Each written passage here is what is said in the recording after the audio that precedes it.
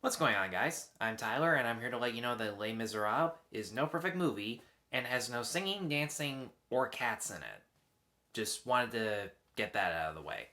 So, Les Mis follows a day in the life of a cop who's new to an anti crime squad. He gets two newly appointed partners who instantly despise him, and it follows how one act of brutality can set every cop or gang member against each other over the course of one single day. And the only thing I knew going into this movie was that it was France's choice for Best Foreign Film at the Oscars. Which is weird considering how many people were really excited about Portrait of a Lady on Fire. I haven't seen Portrait yet because it hasn't come to my area, but when it does, I will let you guys know what I thought of it. But yeah, that alone, plus this usher at the Princess Cinemas, a theater I really love going to. If you're in the Kitchener Waterloo area like I am, definitely check it out sometime. It's really worth it. Randomly suggested it to me based on what we've talked about before. So, without having seen any trailers, it was one of those TIFF foreign films that I didn't see.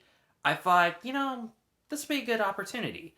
And walking out of it, Les Mis is a pretty tense cop drama that uses a lot of documentary style techniques such as quick pans or handheld camera or a complete lack of music throughout most of the movie to make this gritty atmosphere that never overstays its welcome. The handheld cam is never too shaky or lazy. You can make out the majority of what you're seeing on screen, and the lack of music was something that blends in so seamlessly that for half the movie I didn't even notice it. The performances were also really good in this movie, and I'm going to try my best to say a few of these names. I really, if I get any of these wrong, any actors by any chance see this video, I apologize.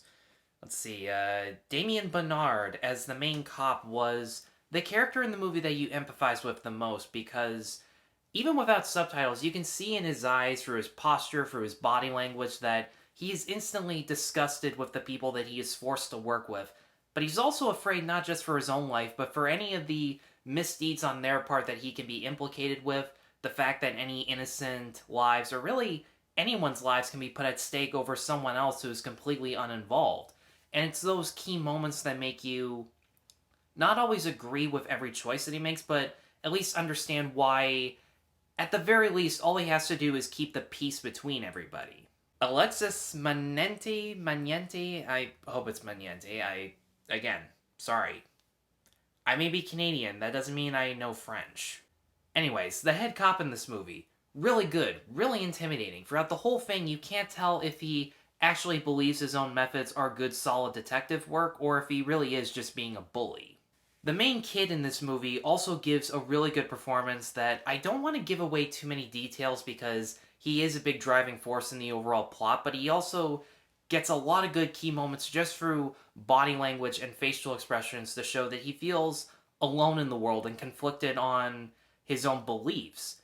But the biggest surprise out of the cast was this one character named Sala, who is this police contact that's kind of the peacekeeper between gangs and police force, and he speaks very cryptically in a way that I usually find kind of pretentious and annoying, but it was his deadpan delivery that made me feel that he legitimately had his own belief system and that he trusted pretty much anyone, especially in the most chilling and suspenseful moments, to listen to him, and it was those moments that I appreciated the most, especially on his part. It was clear as day that he didn't like the people that he was talking to, but he acknowledged that if he didn't talk to any of these people, there would just be more chaos, and that's the last thing that he wants. It's interesting for me to have this many good things to say about a cop drama because I feel like they've gotten really repetitive in the themes about brutality and race. It's not that they're bad themes by any means, it's just there's more than one way to address these themes. And even though the movie does of course shed light on the fact that even if you're being brutal over a guilty criminal, it's still a bad thing. But especially during the third act, the movie asks us a lot of questions that cop dramas don't really ask. Like, what can and what should legitimate cops do in certain situations? And if they believe it's the right thing, does that automatically make it the right thing? If racism's not the main motive behind brutality, what is? And more importantly, especially during an incredible finale, what do we believe is the most appropriate way to handle police misconduct? And again, even if we believe it, does that automatically mean it's right? These are themes that I wish most crime dramas in general would just focus on. I know that there are tough situations and that if you communicate it the wrong way, you're going to have a lot of people pissed off at you, but I mean, if I'm being honest, I think it's a risk that we need to take. Now, as for problems, there are some striking similarities to Training Day. I mean, the whole theme of one cop, a day in the life on a new force, witnessing corruption in his own force. That alone is kind of distracting, especially in certain scenes where it felt like there were one or two actors trying to be Denzel, kind of doing the King Kong ain't got shit on me speech. There aren't that many moments like that, but when there are, it's pretty noticeable.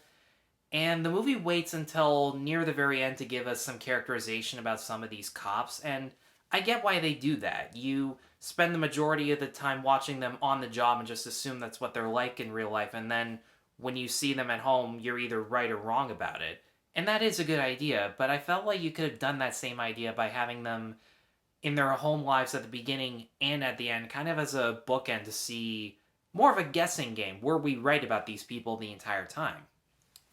But outside of that, Les Miserables is a pretty engaging cop drama. It has a gritty, suspenseful style, some really good performances, asks us tough questions with no easy answers, which is why the movie leaves it to us to answer for ourselves.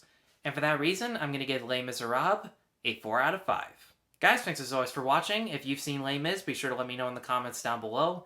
Be sure to let me know what you thought of the other Les Mis. I'm sure you have plenty of thoughts about that.